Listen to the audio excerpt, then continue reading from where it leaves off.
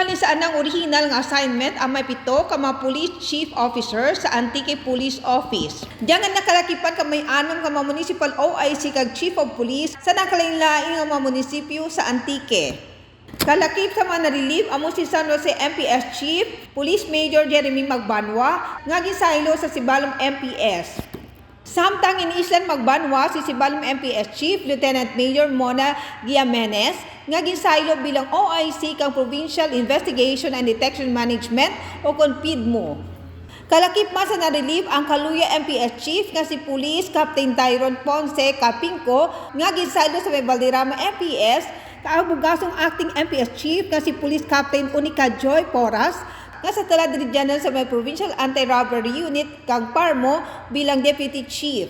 Aw man si Valderrama MPS Chief Police Captain Alfonso Prescia aging saylo sa Libertad MPS. Kag si Libertad MPS Chief of Police Captain Lenny De Los Santos kag ginilib paagto sa may bugasong MPS. Kalakip pa sa ginilib amo Sanday Police Lieutenant Colonel Condrado Rances III nga ginhalin sa may 1st Antique Provincial Mobile Force Company pagto sa 2nd Mobile Force Company kag si Police Major Renato Morial II nga ginilib halin sa APMC paagto sa San Jose MPS. Kag si Police Major Rex Faren nga ginbilib bilang PIDMO kag ginsaylo bilang Kaluya MPS Chief.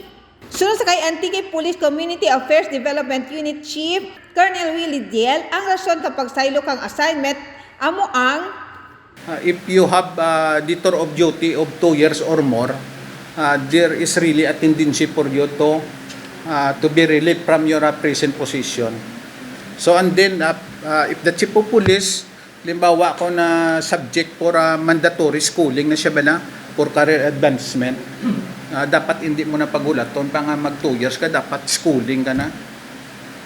So, sir, para kabilog sa aming relief. So we have 9 police officers in 9 position also, no? Ang nahibaluan ko ang Kaluya MPS, ang aton nga mobile force, ang San Jose, ang Sibalom, ang Libertad MPS, kag may iban pagit nga mga police station. Kulasi, Bugasong, to include Bugasong, no? So, ang reason na reshuffle ka because of poor performance mo pagid na, ha? Or you have an incident, high profile cases nga way mo bala ma-address. Isa pa, i-relieve ka man sa posisyon mo kung may may relatives ka nga candidate nga dira mismo sa area of responsibility mo nga nag-file sang COC. Nga hindi lang chief of police nang ma-relieve, no? Ang ibang nga police, no, nga mga PNCO ma-relieve man na sila once nga may relative sila sa area of jurisdiction nila nga nagapadalagan as candidate for this coming election. 4th degree. Ginapang-identify na kag ina sila once nga may directive na sa regional office for the administrative relief of that PNP personnel, i-implement na sa subong ginapang-identify na sila every municipality, every unit.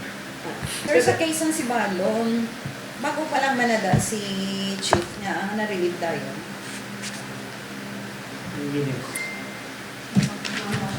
Balaan mo si Major Mines bala. Major na sa subong mo. Tapos kay ang ginhimo sa nga siya ang ginbutang ni PD nga officer in charge sang aton nga PIDMO, Provincial Investigation and Detective Management Unit. Kay si Major Paren gin-assign ni PD sa Kaluya MPS. Ang Kaluya MPS is a type C municipality. So pwede pa mapungkuan sang major. So si Mines OIC sang Sibalom Municipal Police Station gin-elevate sa ni PD as OIC sang PIDMO. So I think probably Mines is due for promotion. So amo ng mga career advancement, no? Dapat posisyonan niya na para sa promotion.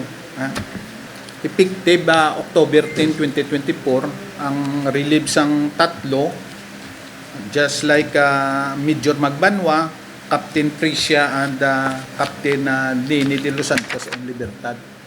Also, October 10, 2024 also, ang sa Mobile Force iya ka Sibalom, iya ka Kaluya, kag iya ka Bugasong. Ang special order gimpirmahan mismo ni Antique Police Chief Colonel Leia Rose Peña ka Oktubre 10, 2024.